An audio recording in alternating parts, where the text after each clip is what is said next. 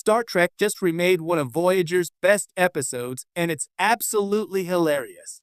In a franchise as enduring and expansive as Star Trek, few things are more delightful than when a modern series cheekily tips its hat to its predecessors. But every now and then, the homage becomes a full-blown remake, intentionally or not, and when that happens, fans notice. And Star Trek Lower Decks has done just that by delivering an animated episode that hilariously remakes one of Star Trek Voyager's most beloved and bizarre outings, Tinker, Tenor, Doctor, Spy. This animated revival, cloaked in satire, nostalgia, and surprising emotional depth, isn't just a tribute. It's a comedic reinvention. And while it may not feature the original holographic Doctor bumbling his way through delusions of grandeur, the spirit of Robert Picardo's iconic performance lives on, in the goofiest way possible. Let's dive into how Lower Decks pulled it off, why Voyager's original is still a cult favorite, and what makes this new version so uproariously brilliant. Revisiting Voyager's classic, Tinker, Tenor, Doctor, Spy. First airing in 1999 during Voyager's 6th season, Tinker, Tenor, Doctor, Spy quickly became a fan favorite, and for good reason. The episode saw the USS Voyager's emergency medical hologram EMH, aka the Doctor, experiment with daydreaming protocols to simulate fantasies of respect, romance, and heroism. Unfortunately for him, a species of alien snoopers, specifically a race called the Hierarchy, mistake his fantasies for real events and nearly attack the ship based on his wildly exaggerated daydreams. What made the episode so memorable was its brilliant fusion of comedy and character development. It gave Robert Picardo room to shine, delivering moments of slapstick absurdity like the Doctor painting a nude 7 of 9 or commanding Voyager as emergency command hologram while also exploring themes of identity, autonomy, and self-worth. Despite its goofiness, it humanized a hologram. Fast forward 25 years, and Lower Decks has found the perfect opportunity to update this formula for a new generation, complete with fourth wall breaks, over-the-top visuals, and a fresh crew of misfits. Enter the chaos, Lower Decks channels, Tinker, Tenor. In a recent episode of Star Trek, Lower Decks, the writers have clearly drawn inspiration from Tinker, Tenor, Doctor, Spy. Except this time, the role of the daydreaming underdog is played by Lieutenant Brad Boimler. Yes, the perpetually awkward, rule-following officer who's desperate to climb the ranks and be taken seriously. The episode begins innocently enough. Boimler volunteers for a mysterious holodeck test, hoping to impress Captain Freeman and finally prove he's more than just background noise.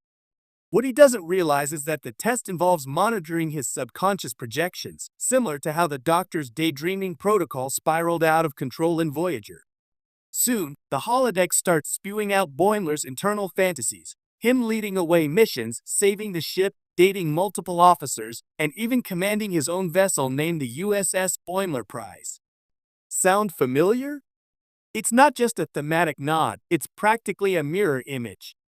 Only in Lower Decks fashion, the absurdity is cranked up to warp 10, where Voyager used classical opera music and subtle dramatic beats. Lower Decks embraces visual anarchy. Think holographic Boimler punching a god like Q in the face, winning a batleth duel with Klingon High Council members, and receiving a Hero of the Federation award from a shirtless Admiral Riker riding a unicorn. From parody to celebration, what makes Lower Decks' version more than just a cheap parody is the way it uses the comedic setup to genuinely celebrate Starfleet's idealism. Just like the EMH, Boimler dreams of being respected, being heroic, and most importantly, being seen. The animated hijinks reveal the deep insecurities and hopes that define Boimler's character, turning the comedy into something emotionally resonant. Even Boimler's exaggerated fantasy about being loved and admired by his peers is played with a note of tragic irony. He imagines Mariner calling him the heart of the crew, which viewers know she would never say in real life, but the fantasy underscores how much Boimler craves acceptance. In this way, Lower Decks cleverly mirrors Voyager's core message. Behind every ridiculous daydream is a person or hologram just trying to matter. Holographic mayhem and hilarious misinterpretations. The true brilliance of both episodes lies in the mistaken identity twist.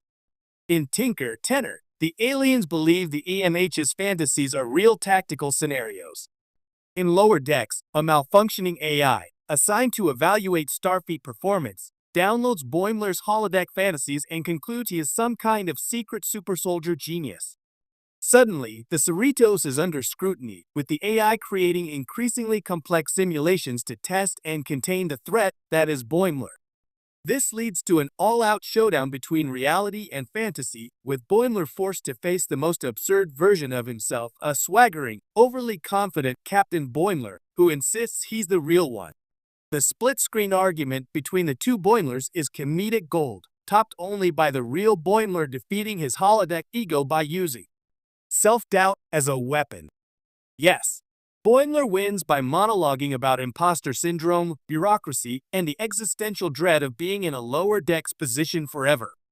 It's painfully relatable and outrageously funny. Layers of meta and Trek history.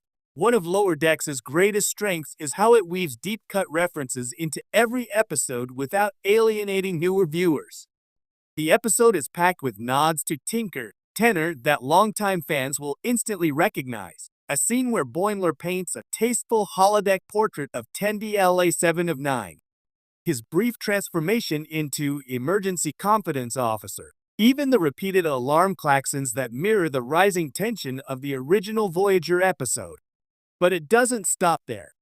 The AI antagonist also name-drops classic holodeck disasters like Moriarty from TNG and Leonardo da Vinci from Voyager, further cementing the episode's place in Trek's long tradition of tech gone wrong stories. It's a love letter to all the weird, wonderful chaos that happens when you let insecure officers, sentient programs, and holodecks mix unchecked.